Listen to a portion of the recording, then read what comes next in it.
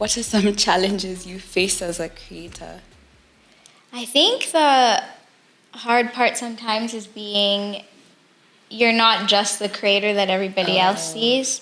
You're like, there's so much that goes on behind the scenes. So, learning to do your own finances or like read your own contracts. Those are things that people just don't see that that you have to kind of learn really quickly. So quickly.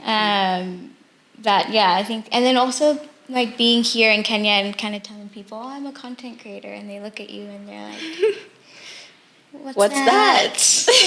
Do you make money? Yeah. Like, what else do you do? And you're like, it's is my that job. a hobby? Exactly. Yeah. So there's like no respect to it. So I'd say there's that. What about you? Yeah, I feel like picking up on that one, especially the fact that I'm also a lawyer. So I feel like sometimes the mix is so funny because someone will ask you like, oh, so like what are your like legal goals? And like most of the time I'm like, I'm so sorry. This side right now is making me more money. Right. So I'm mostly concentrating on this side. Yeah. And so they're so shocked because they're like, what do you mean? Right? Yeah, what do you mean? Yeah. And they also don't take it as seriously. They're like, that's a hobby. But I'm like, I like both. So I feel like for me, my first challenge is like the balance. Yeah, because like last year, I feel like I almost lost my mind. I can imagine. Yeah, I had my bar exams in November, and that's at the same time, for the first time ever, my manifestations decided to come true. I had 5 brands on the same month as my bar exam. That's wild. And I think I lost my mind every single day because sometimes I was filming till like 2 a.m. And my exam is the next day. So are you studying or I'm like, so I feel like for me, my biggest challenge was the balance. I was not sleeping. I was dying. Yeah, so the balance has been the hardest one. And I feel like the second one has been trying to keep your identity away from, because sometimes I feel like you tie your identity to your social media. Oh, yeah. So you'll find like, if something is not doing as well, you're attaching it to your worth. It's like, am I not good enough? Exactly. And the algorithm will get into, like, it will, start just, sometimes it's doing good. its things. Exactly. Sometimes it's bad and, So like separating the two, that's what I was learning last year. And that was the big challenge because I was like, you're not your views or your followers. You're like a separate person. And then like, this is a separate thing. Yeah. So I feel like those are the two challenges. Yeah, I can definitely relate to that of like, feeling kind of away when something doesn't, or like you put in like this one video that you've put in so much work into, and then the one that you just like quickly put up. It's always like that. And you're like, really? Oh, yeah, really? The one that you do nothing. Exactly. You just talk for 2 seconds. And then it's like, this is great. It's terrible. So what are some of your techniques for growing and engaging with your audience? Okay, it's so funny because one of the challenges is actually my techniques. So when I'm saying separating me as a person from... So that's what I did last year. And then I found that this was actually my technique for engaging with my audience. So it was like, I decided to show up on social media just as me, basically. So that's how I had like a shift from... I used to do like fashion content, which was fun, but I found that I was not... I like to talk. Like, I'm a yapper. That's why you're a lawyer, too. Yeah, if you get to know me, I look shy at first, but my friends, I'm always talking. Yeah, so I was like, the fact that I'm not talking on my social media used to make creating content really hard because it was like, I felt like I was, I would want to film and I'd be tired because I'm like, no, but I want to talk. And so last year I was like, then let's talk then. Yeah, so I decided to just show up as the yapper I am.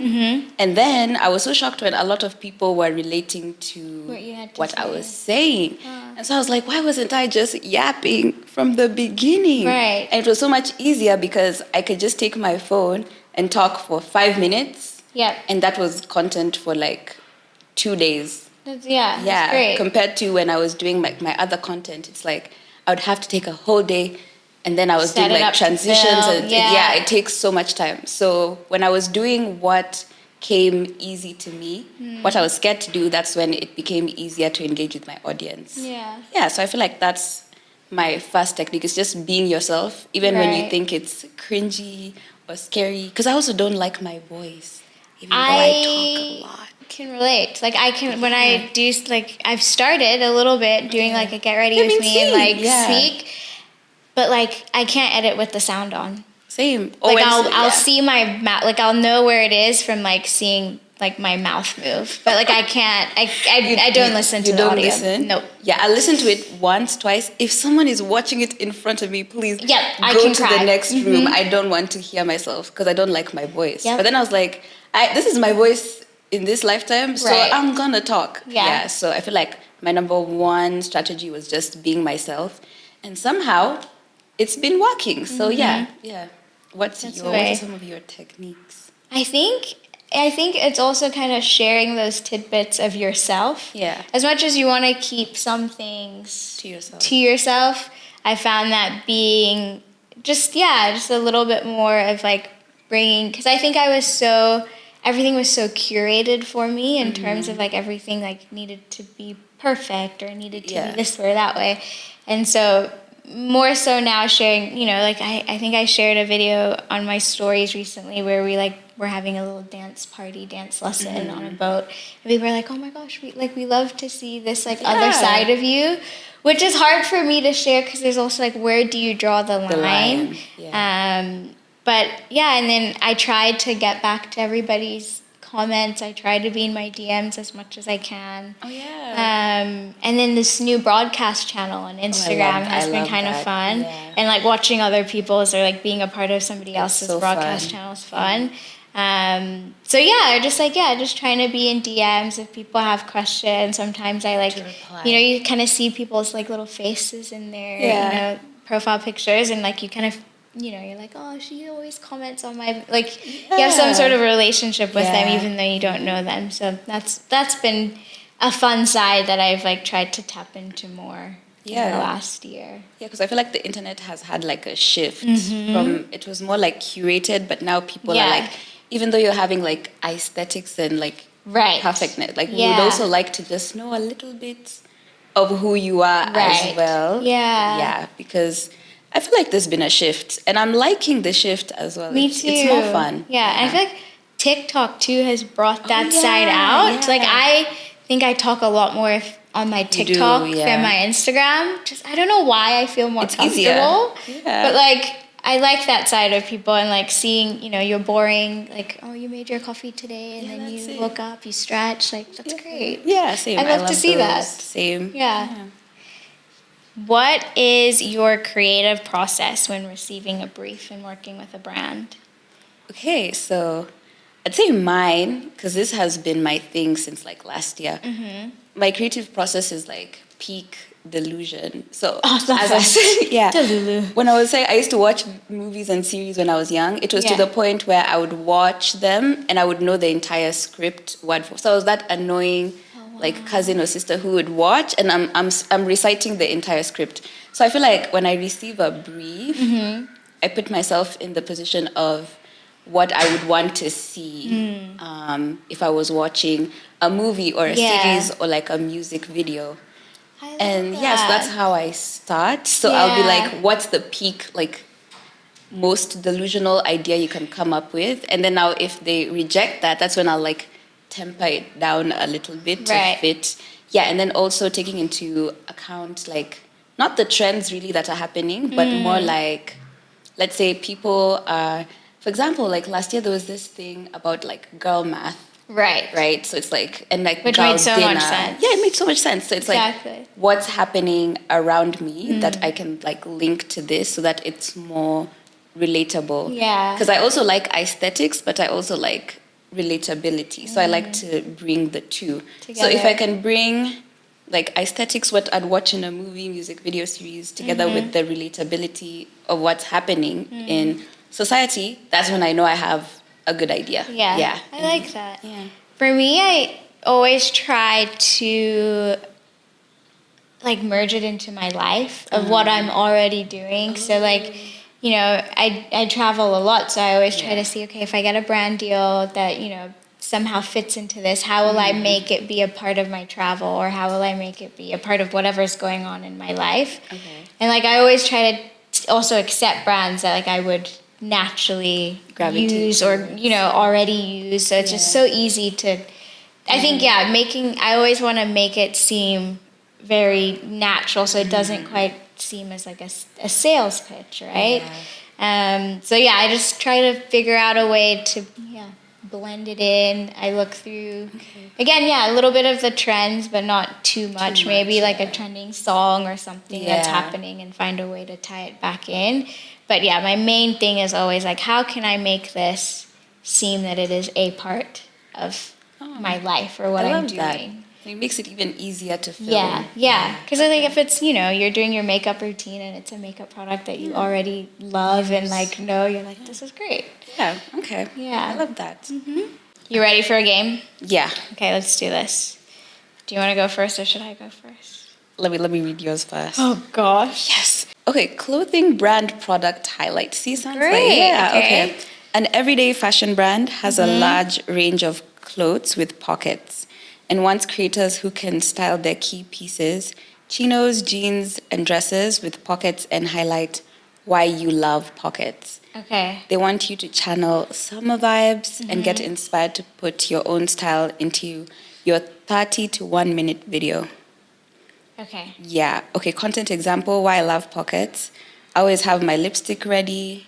I hide my fidgety hands. My phone is my life, or what's in my pocket. Yeah, so deliverables is 1 video, 60 days boosting access on Instagram, and 1 story sets 2 to 3 frames. Okay. Also, the bonus question is, what would your rate be for this?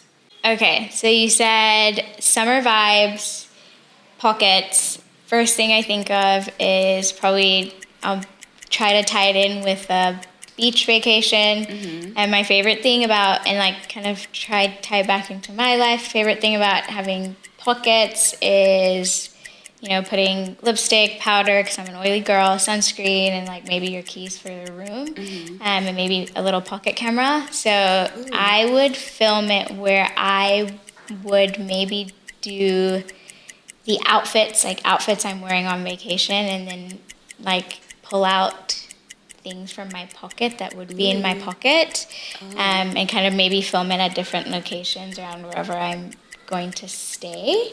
And like have sunscreen, and we always complain, and I kind of put it in there that as a girl that you always put your hands in your pockets but they never hold anything, so having clothes where you can actually not have to ask somebody else. So that's what I do. I do like a transition somehow with outfits in a location, showing all the different things, and then have some beautiful frames of photos from the place. So for that, I would charge for the reel, obviously, and then I would charge for each story frame too. And then depending on if they wanted to, I've now put in with exclusivity if they want some, if they want exclusivity and not talk about another brand. Exactly. Okay. So I put that in, and then with stories too per frame rather than like sets, because I feel like now like story views they get a lot, right? Yeah. So it shouldn't just be like something that's like, because a lot of brands are like, oh, can you like add them for good free measure? Exactly. And you're like, added value. Added value. No thanks. Okay. Yeah. Okay.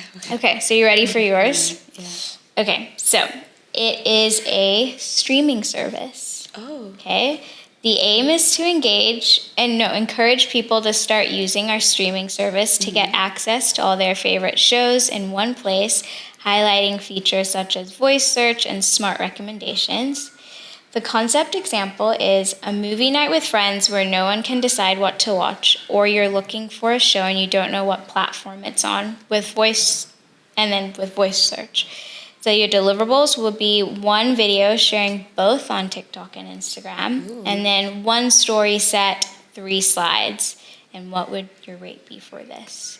Okay, so I've seen the concept idea is on movie night, but for me, I would like to kind of like I would call it something like, oh, actually, wait.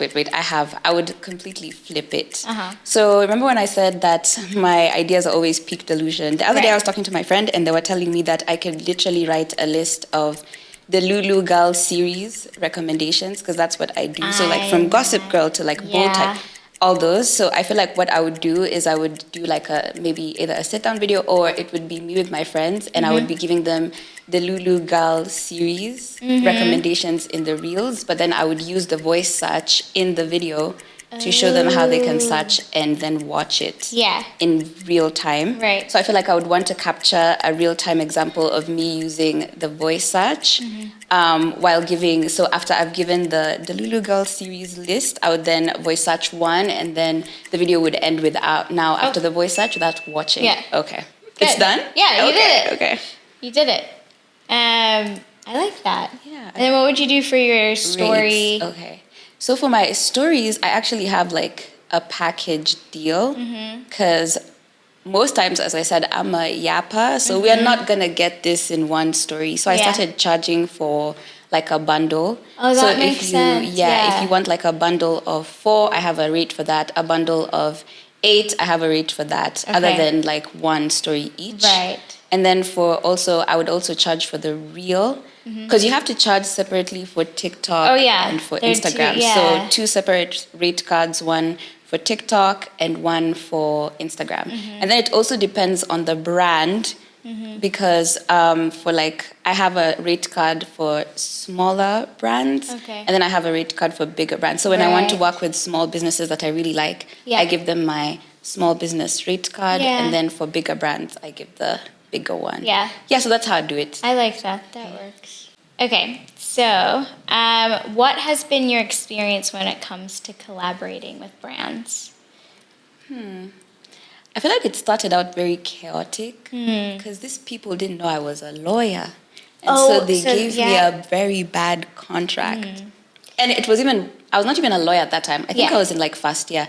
But I remember reading it, and it was really at a bad time because I was doing contract law. So I was really, I had the concepts on my fingertips. And I was reading this contract. And so they had said that they would pay me only if I made a certain number of sales.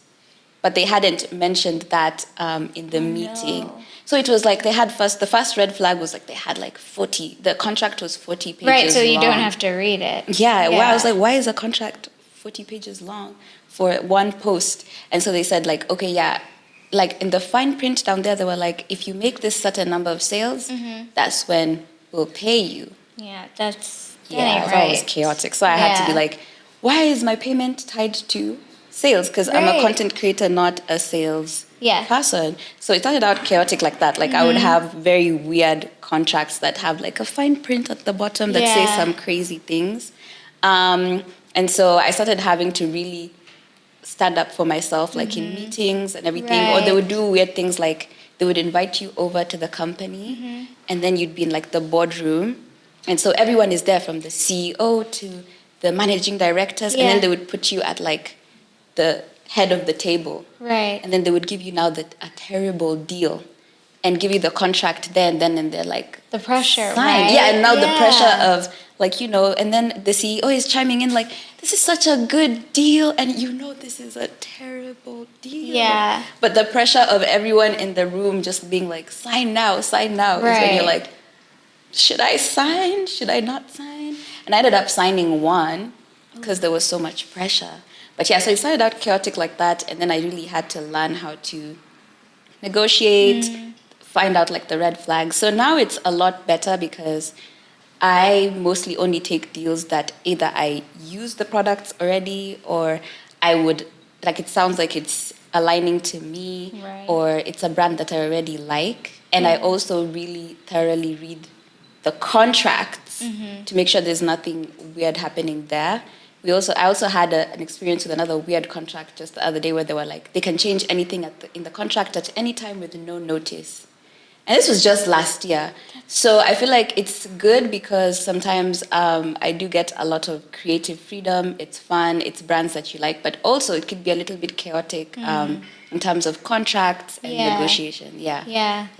I would say the same too, like a little chaotic with what brands want, or sometimes, they just like don't take into consideration that this is somebody's job on the other side. Yeah. You're not just here for a good time, like you're trying to make a living too. So that's been hard. And then also standing up for myself has taken a long time for me to go back and, because sometimes, you'll have a quiet month and a brand comes in and you're like, oh, like maybe I should take it. Yeah. But then, kind of learning to advocate for yourself and going back and listening and saying, hey, no, these are my rates. I'm going to stand by my rates. Because you've put in so many years and effort into creating the platform that you have today. So it's only fair when brands compensate you. And I find that because I did start out in the States and then I moved here, so that was an adjustment. Yeah. Because I think it was still on the come up here, and again, the rates they're very different. Yeah. Very, very different. Yeah. So having to switch my mind that way was hard. Yeah, I can imagine. Because in the States, some brands you're even like shocked with the number that came to you, and you're like, oh, okay, great, and but here it's like the number they bring, you're like, that's not even what I used to get paid for a story post. Yeah. Okay. Do you quote in dollars or do you quote in Kenya shillings? Dollars. No. Okay. Okay. Now, especially with that dollar rate. Yeah. Gotta do that. Okay. Yeah. That makes sense.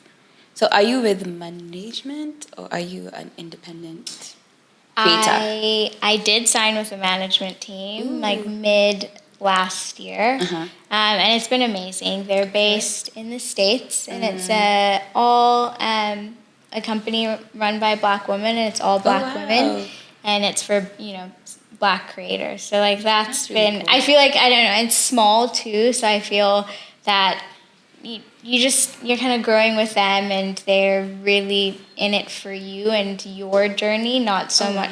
Yes, there's the money side to it, but I also feel that they're there to also like enhance you as a person. Yeah, that's really cool. I've had so many horror stories about management in Nairobi. I used to have a management team here in Nairobi, and I don't know what to say about that. But like, it seemed that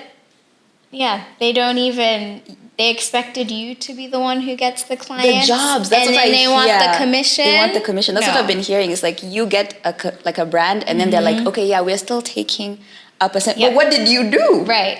You don't even respond to the email. Like what did you do? Yeah. So management team has been great. Because also they take off the, just like the day-to-day sometimes that I feel like as a creator you're just irritated by the time you actually get to the campaign. Yeah. So they do the whole, negotiating everything. So they just present you a deal on the table, yes or no. And by the time it gets to you, they've, done everything that they can to advocate for you. So that just, it's nice. That sounds very nice compared to what I'm an independent creator, but because of all the horror stories I was hearing in Nairobi, I feel like every time someone would be like, there's one who was telling me they would receive an email and they would just not tell them that the email came.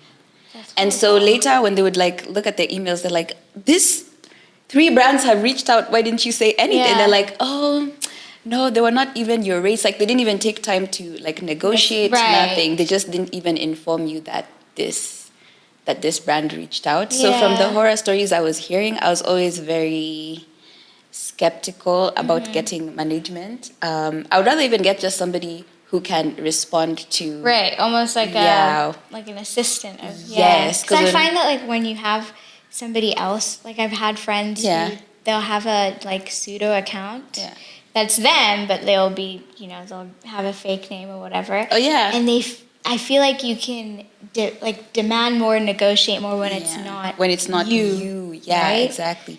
Yeah, so I had like a friend who was helping me with this. She would like negotiate.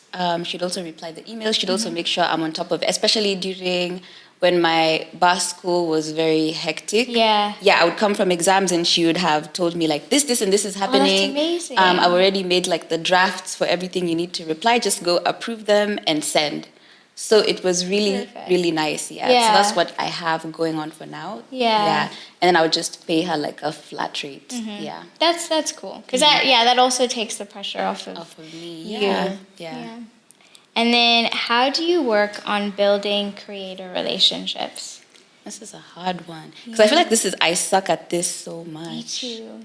How do I work on it? I'm trying to work on it now this year. By just saying yes to, so I was already saying yes to everything like creators have going on, because I feel like it's really fun to see somebody's brain, like what they had in their head become a reality. Yeah. I'm really bad at collabs because I don't know how to integrate like two separate, unless it's like very natural, like maybe you're traveling together. Exactly. Or so that's what I've been trying to work on actually. Like I'm trying to do more collabs. So I've been brainstorming on how I can fit better with another person, like in a video. Yeah, so I've just been saying yes to people's creative ideas, but I've been terrible at collabs. I feel like last year, I had one collab. Yeah. And that's because it matched so well, because he was a creator on like affirmations. Oh, that's so good. Yeah, so it was so easy. We both had affirmation cards. So I literally reached out. I just told him, because he was only here for a couple of days. Then he was traveling back. And I just reached out and I was like, this is my idea. Yeah. And he was like, I'm traveling today. And then somehow missed his flight. Oh, wow. Yeah. And so he was like, let's just record today. And that's the only collab I did, I feel like, the whole of last year.